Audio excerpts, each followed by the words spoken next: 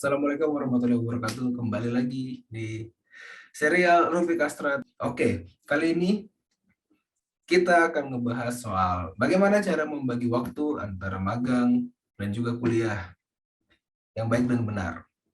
Kayak gitu. Oke, jadi sekarang gue udah bersama temen gue, Robi.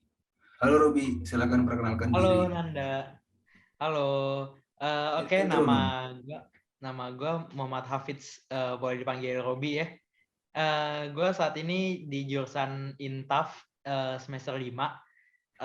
Saat ini sedang berada di Malaysia. Kalau domisili di Indonesia-nya gue di Bintaro, ya, Tangerang Selatan. Oke, sebelumnya makasih banget ya Robi udah mau hadir jadi pembicara di Robi Kastrat episode keempat kali ini. Makasih banyak ya Robi. Oke, sama-sama, santai. Oke, kalau gitu kita langsung ke pertanyaan pertama. Sampai sekarang lu tuh udah pernah magang di berapa tempat sih atau udah pernah berapa kali magang? Oke, jadi gue selama kuliah ini gue alhamdulillah udah keterima magang tuh 2 kali ya. Gue udah magang 2 kali. Yang pertama itu gue magang di Indonesia. Itu gue yang magang pertama kali di Indonesia itu gue WFO. Gue WFO, bolak-balik antara Bintaro ke Kuningan itu ya, jauh ya. Ya gue bolak-balik Bintaro Kuningan, awalnya setiap hari, tapi karena gue kuliah akhirnya gue jadi ada beberapa hari yang gue izin buat buat pindah hari itu istilahnya. Nah, terus tuh gue yang saat ini sedang gue laksanakan itu adalah magang juga, tapi ini WFH magang gue. Magang gue yang WFH ini ada di Malaysia. Itu gue di perusahaan asuransi. Nah, kalau yang di Indonesia itu gue di visa embassy-nya Prancis. Jadi gue Oke. saat ini total udah ada 2 kali magang ya, buat di semester 5 sama semester 4 ya berarti. Oke, berarti itu tuh adalah magang sebelum jadwal intern yang dari UUM kan Rob ya? Iya betul, itu gue bukan dari mandatory dari jurusan ya. Biasanya kan di jurusan-jurusan itu kan ada intern yang mandatory gitu ya, yang Hmm. disuruh ya. Biasanya ada kayak itu praktikum. Ya contohnya kayak Itu kita gue anak nyari sendiri. anak intaf nanti kan ada internnya kan semester 7. Iya, Nah, biasanya kalau anak itu di semester 7 kan. nah, kalau menurut lu sendiri ya, sepenting apa sih nyari magang atau internship sebelum jadwal intern atau praktikum yang dari UUM? Kalau menurut gue itu lumayan penting ya, soalnya kalau misalnya kita sekarang itu kayak nyari-nyari magang itu, kadang tuh di listnya itu, di requirement itu bahkan ada tulisan kayak minimal berapa bulan pengalaman gitu kan, meskipun meskipun orang-orang juga tahu kalau misalnya kita tuh fresh graduate tapi disuruhnya punya pengalaman, kan kadang kan suka nggak make sense ya. Makanya kita kadang tuh harus nyari nyari pengalaman terlebih dahulu buat kita nambah-nambah di CV-nya. Tentunya kita nanti juga pasti hiring manager itu pastinya tahu lah ya kalau misalnya kita tuh udah punya pengalaman di bidang tersebut, apalagi kalau misalnya yang kita apply itu di bidang yang sudah pernah kita laksanakan sebelumnya.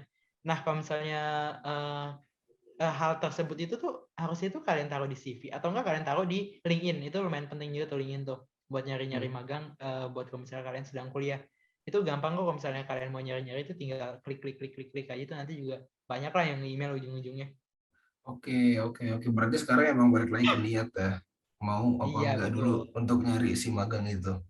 Oke. Buat ngebagi waktu lah antara kuliah, magang, sama kehidupan gitu kan istilahnya. Nah, iya. Tapi kalau untuk lu sendiri, itu tuh seberapa sulit sih, Rob, untuk ngebagi waktu? Kan sekarang lu lagi magang ya. Apalagi lu yang Nah, kemarin WFO, itu kan maksudnya kayak lu harus datang ke kantor. Itu tuh gimana kayak lu nah, ngebagi waktu antara lu kehidupan lu, kuliah lu, yang dimana pasti kan yang udah semester gede, banyak juga assignment dan lain-lain. Terus kayak masih harus intern juga. Itu gimana tips dari lu untuk ngebagi waktunya? kalau tips pertama dari gue ya, kalau misalnya kalian WFO, usahanya itu pas lagi libur semester ya, mendingan ya. Itu mendingan. Tapi kalau misalnya kalian lagi pas kuliah pun juga nggak apa-apa lah, nggak ada masalah. Itu bisa aja kalian kalau misalnya bilang ke manajer kalian buat ya, saya mau kuliah dulu ya, saya mau break dulu sebentar. Itu biasanya diizinin kok. Soalnya gue udah 2 kali magang kan di 2 tempat tersebut, itu mereka memberikan toleransi kalau misalnya gue mau kuliah itu mereka memberikan gue waktu buat kuliah dulu.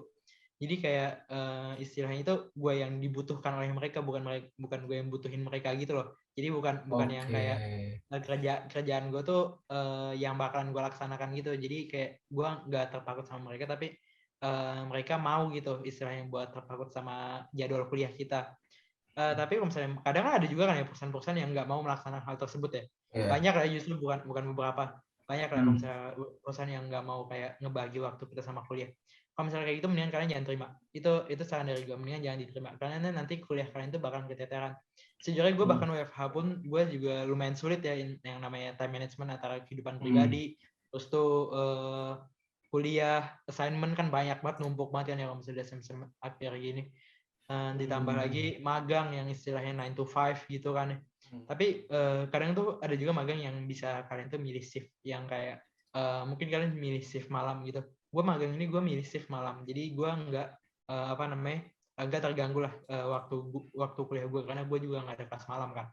Ya karena waktu Itu kuliahnya pagi sampai sore, terus malamnya lu pakai buat magang gitu ya. iya Berarti betul tidak betul. bertabrakan. Nah, balik lagi tadi ke kata lu, yang perusahaan yang mau menerima hal-hal bentrokan kelas kita dengan pekerjaan, dengan dia tidak mau menerimanya, itu bisa ketahuan dari mana? Dari saat awal interview kita harus menanyakan hal tersebut, dia bisa menerima keadaan kita yang lagi kuliah atau gimana? Itu biasanya mereka tuh langsung tahu ya biasanya. Soalnya kita tuh naruh di CV kalau misalnya kita tuh sedang kuliah. Mereka pasti kayak, oh lagi kuliah enak. Kita harus bisa ngebagi waktu kerjaan yang kita kasih ke dia sama waktu kuliah dia. Itu perusahaan tuh biasanya langsung sadar kok. Biasanya di interview itu ditanyain kayak, kamu sedang kuliah ya gitu. Dari jam berapa sampai jam berapa. Nanti jadwalnya nyesuaiin. Kadang ada yang kayak gitu juga. Kadang ada yang kita memang harus laporan gitu kan. Biasanya ada yang kayak gitu juga kalau misalnya yang perusahaan kurang aware ya sama hal tersebut. Itu sih. Oke, berarti intinya kalau tips dari lu tadi, cari perusahaan yang aware tentang hal itu ya, yang mau memberikan waktu untuk membagi waktu kita antara magang dan untuk kuliah juga, ya kan? Iya betul.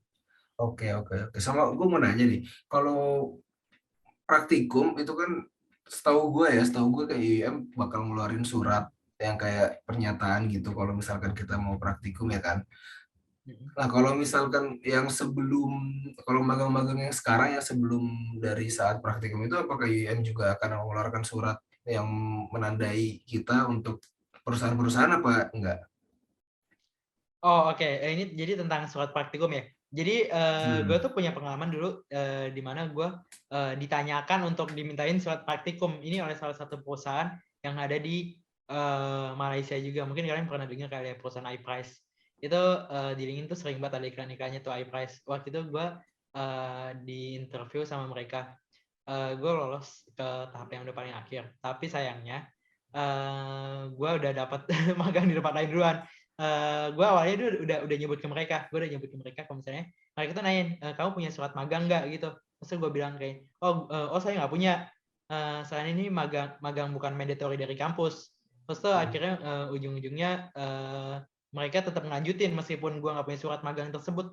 Mereka mentolerir gitu istilahnya kayak, oh nggak apa-apa ya udah, lo nggak punya surat magang nggak apa-apa. Berarti ini cuma buat istilahnya pengalaman atau tambah-tambahan uang lah ya istilahnya buat pengalaman dan uang finansial kita ngebantu-bantu kitanya gitu. Oke, Gitu oke, sih oke. kalau misalnya surat-suratan gitu. Itu kadang ditanyain tapi kalau misalnya nggak punya juga nggak apa-apa kok. Oke, berarti kalau misalkan emang sebelum praktikum itu IUM nggak bakal ngeluarin surat gitu ya? Nggak bakal. Berarti baru akan keluar si surat itu saat kita mau praktikum nanti. Iya betul. Oke, oke, oke, oke, oke. Oke, kita lanjut ke next question. Apa sih Rob yang bikin lu semangat buat cari magang? Motivasi lu tuh apa, kayak lu mau magang terus? Ada beberapa hal ya sebenarnya. Yang pertama Hmm. pengalaman ya, Hmm. pengalaman plus surat magang. Nah ini gue lupa nyebutin surat magang. Itu kalau misalnya kalian habis magang jangan lupa banget ya minta surat magang, karena itu penting banget surat magang. Itu Hmm. sebagai kredibilitas kalau misalnya kalian tuh udah pernah magang sebelumnya selama waktu yang sudah ditentukan tersebut. Nah terus tuh kalau Oke. misalnya apa tadi yang pertama surat magang sama pengalaman ya. Nah pengalaman itu sekali yang tadi gue bilang kan kalau misalnya kalian nyari intern aja kadang tuh udah dimintain pengalaman ya kadang ya. Yang apa yang kayak berapa bulan minimal udah 6 bulan pernah kerja di bidang ini gitu-gitu kan kadang kan meskipun itu kadang nggak make sense ya, kenapa intern dimintain requirement Iya, tersebut. iya, Terus banyak yang seperti hal itu. terus hal selanjutnya yang perlu gue address itu mungkin uang kali ya. Di beberapa magang ada kok yang dibayar itu lumayan gede ya. Bahkan kalau misalnya di Malaysia sendiri itu up to 3 juta sendiri kalian dibayar, meskipun kalian meskipun kalian magang yang gak resmi itu kalian dibayar lumayan tinggi. Iya. Jujur aja kalau misalnya gue pengen belak-belakan ya, gaji gue sekarang aja yang meskipun gue magangnya bukan mandatory dari kampus aja itu sekarang gue tuh 700 plus bonus. Udah Kayak lumayan sekali ya untuk kerjanya seukuran kita iya makanya. mahasiswa, ya kan? Untuk Bahkan kerjanya pun nemenin nggak jajan. berat karena mereka tahu kalau misalnya kita tuh intern dan kita kuliah, jadi mereka Hmm. dikasih kerjaan berat.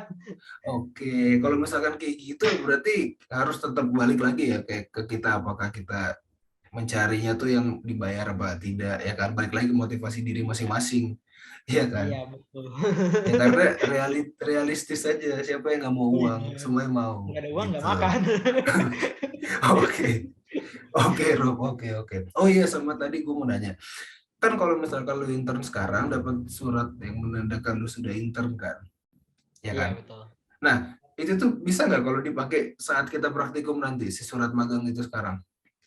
Oh itu nggak bisa karena itu bukan intern wajib dari kampus, bukan, jadi kalian nggak bisa pakai itu. Oh iya nanti Oh, kalian kalau misalnya intern wajib dari kampus tuh UM tuh punya platformnya sendiri kok. Jadi kayak contohnya kayak linknya sendiri gitu. Jadi kalian punya list di mana kayak kampus Merdeka, tahu nggak sih kan kampus Merdeka? ya, tahu. Jadi kayak kalian tinggal klik aja itu UM tuh punya link ke beberapa tempat ya. Makanya dorm kita aja namanya kayak TM, BSN gitu kan perusahaan-perusahaan ya. Ya. Sponsor sekali ya, sponsor sekali. Oke, berarti itu ibaratnya Iya. UUM juga memudahkan mahasiswa-mahasiswanya untuk mencari tempat magang pada saat praktikum nanti kan? Iya betul betul. Karena UUM sendiri juga udah membuat platform yang memudahkan kita, ya kan? Betul. Oke, oke kalau gitu Rob. Next question ya. Kalau dengan lu magang sekarang nih, itu tuh udah menggambarkan ekspektasi lu tentang pekerjaan lu di masa depan nanti gak sih? Udah cukup ngegambarin belum? Sejujurnya cukup ya menggambarkan ya. Gue tuh menggambarkan pekerjaan tuh awalnya kayak dari perusahaan satu ke perusahaan dua itu sama meskipun bidangnya sama. Tapi ternyata secara realistisnya nggak kayak gitu. Dari perusahaan satu ke perusahaan dua meskipun bidangnya sama, tapi caranya beda. Setiap perusahaan tuh ada Hmm. teknisnya sendiri. Dan bahkan kadang tuh gue sebagai anak sosial ya, maksudnya anak jurusan IPS, itu istilahnya kita tuh mengaplikasikan pengetahuan kita tuh nggak secara explicitly kayak anak-anak teknik ya, anak-anak IPA yang kayak kalian kalau misalnya nggak bisa ngitung ini ya kalian nggak bisa kerja gitu kan istilahnya. Kalau Iya misalnya kita benar. kan kayak yang istilahnya kayak udah dalam diri kita sendiri. Jadi kalau misalnya kita melakukan hal tersebut, jadi insya Allah kita bisa. Kayak gue intaf, gue ngambilnya ke sales. Gue yang sebelumnya gue bisa juga ngambil ke HR gitu kan. Jadi kayak broad gitu lah pengetahuannya. Kalau misalnya gue bukan mendiskriminasikan ya, tapi lebih ke saran buat anak-anak sejurusan sama gue. Oke, oke berarti saran lu juga masuk buat gua karena kita sama. Karena kita sama. Oke. Kalau kayak gitu, langsung next. Sharing dong, suka dan duka dalam dunia magang. Kan orang tuh kadang-kadang banyak taunya sukanya doang. Jadi sharing dong Oke. sukanya, dukanya juga. Oke. Tadi kan dukanya udah, sukanya kan udah ya, yang Sukanya dapat udah. duit, Ya, pengalaman. ya. itu bukan suka lagi, suka banget. Nah, terus tuh dukanya lebih ke ini sih ya. Kadang tuh kalau misalnya kita sorry, gue ada satu suka lagi yang mungkin belum gue sebutin kali ya. Kadang tuh kita kalau misalnya di magang, kalau misalnya tempatnya bener ya, kalau misalnya tempatnya bener, kita tuh kalau misalnya melakukan kesalahan tuh kita nggak akan dimarahin. Cuman orang yang ngelit kita yang bakal dimarahin sama bosnya nanti.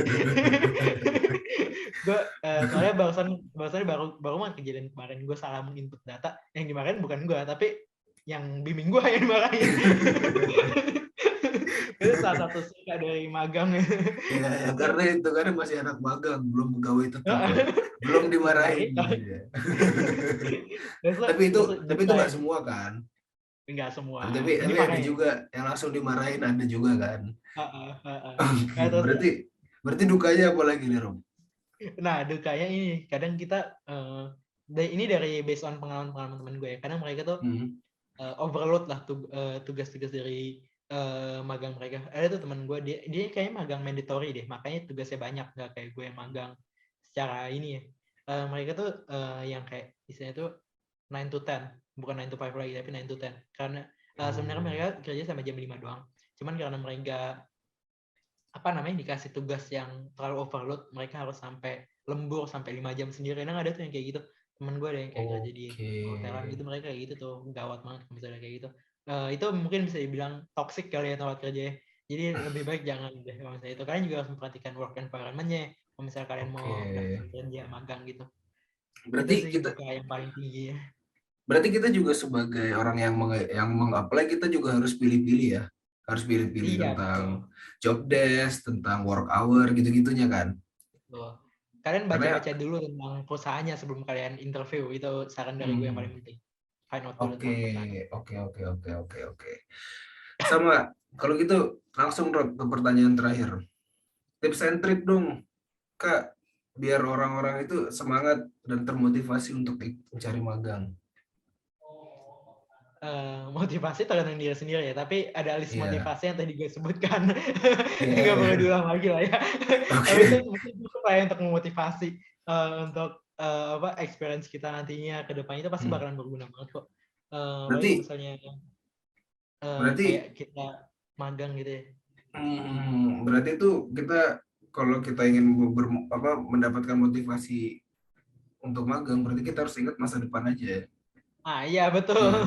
Iya, ya kan? Ingat Kita harus dosen ingat juga. masa depan kita. Iya, iya, itu juga. Tapi kita harus ingat masa depan kita, biar kita juga semangat untuk magang biar dapat experience seperti itu Iya kan. betul. Betul. Oke, oke. Ini yang paling penting nih. Ini saran apa namanya? Saran dari untuk pemikiran kalian ya. Kayak kita anggap aja lu selama kuliah sebelum praktikum udah 2 kali magang. Di Malaysia itu biasanya itu 4 bulan minimal magang. Kalau di Indo kan 3 ya kadang ya. Kalau di Hmm. Malaysia itu 4 sampai 6.